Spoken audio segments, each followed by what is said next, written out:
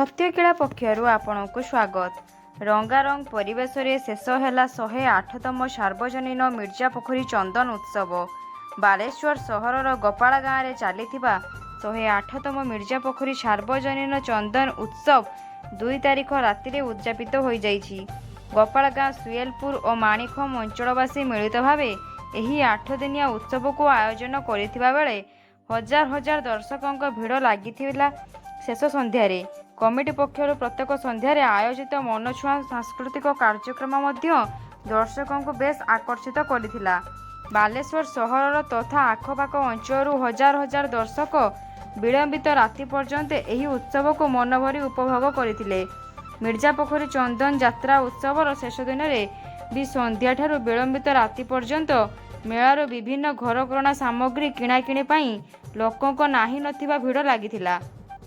उद्यापनी संध्या कार्यक्रम रे पूर्वतन सांसद रवींद्र कुमार जेना, बालेश्वर पौराध्यक्ष सविता साहू, वरिष्ठ आईनजीवी हरेकृष्ण दास, आजिकाली खबर कागजर प्रकाशक किशोर दास प्रमुख बरेण्य अतिथि भाव में जोगदे 108 वर्ष धरी पुरातन ऐतिह्य संस्कृति और परंपरा को बंचाई रखी आसिथिबा मिर्जा पोखरी चंदन उत्सव कमिटीर कर्मकर्ता मानक उद्यम को भूयसी प्रशंसा करने सह कमिटीर उत्तरोत्तर कामना करथिले। अन्यतम अतिथि भावे कमिटीर सभापति बालेश्वर पौर परिषदर काउंसिलर पद्मलोचन लेंका एथिरे पौराहित्य करने सहित दीर्घ वर्षर परंपरा बहन करुथिबा मिर्जा पोखरी चंदन उत्सव संपर्क में निज मत रखिथिले। कमिटीर कार्यकारी सभापति डॉक्टर लक्ष्मीनारायण महांती कार्यक्रम संयोजना करने सह चलित वर्षर उत्सव सफल होईछि एवं आसंता वर्ष एही उत्सव को अधिक आडंबर सहकारे पालन कराजियो बोली कहिथिले। कमिटीर संपादक अरुण कुमार स्वाई मंचरे उपस्थित रही एही 7 दिनिया उत्सव को सफल करिथिबा कमिटीर समस्त कर्मकर्ता एवं सहयोग करिथिबा व्यक्ति विशेषों को कृतज्ञता जणाइथिले।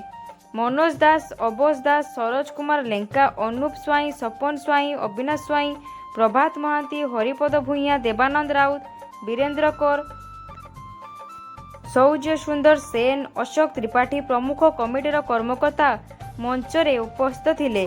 एही अवसर में कमिटीर सभापति श्री लेंका को आजीवन सेवा सम्मान रे सम्मानित करा जाइथिबा बेले शिल्पोद्योगी तथा सामाजिक कर्मी चिन्मय दास एवं उत्सव स्थल रे स्वच्छता रक्षा पाई स्वच्छता कर्मी को कमिटी पक्षर संबर्धित करा जाइथिला। कमिटीर उपसभापति श्रीकांत बुगुड़ाई शेष में समस्त को धन्यवाद जणाइथिले।